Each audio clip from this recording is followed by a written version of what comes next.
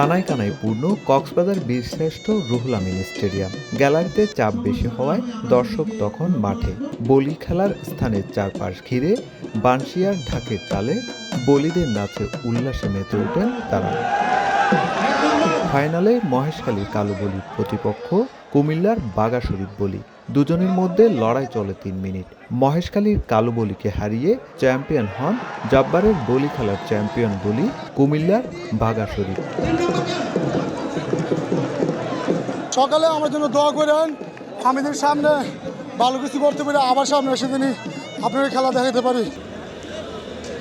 এদিকে বলি খেলায় অংশ নেওয়া বলিদের মধ্যে রয়েছে চরম অসন্তোষ। তাদের দাবি, যথাযথ সম্মান দেওয়া হয় না তাদের। যারা বলি খেলে মূলত তাদের একটা খরচ আছে। যেমন আমরা কুমিল্লা থেকে আসছি, আমাদের গাড়ি ভাড়া মিনিমাম ২,০০০ টাকা, ২ দিন থাকলে ২-৩,০০০ টাকা খরচ হয়। এই খরচটা তো বহন করে না। আগে তো স্বর্ণ মেডেল দিত, এখন তো ফিতালার মেডেল।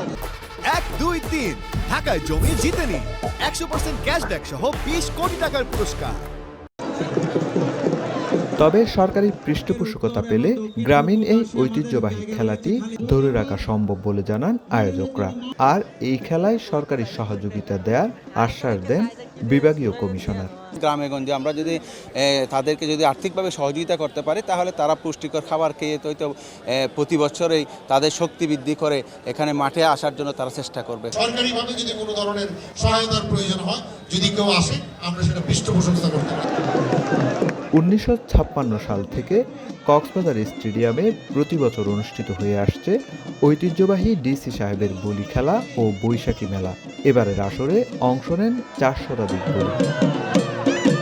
সরকারি পৃষ্ঠপোষকতা পেলে হারিয়ে যাওয়া এই জৌলস পুনরায় ফেরত পাবে বলে মনে করছেন সংশ্লিষ্টরা।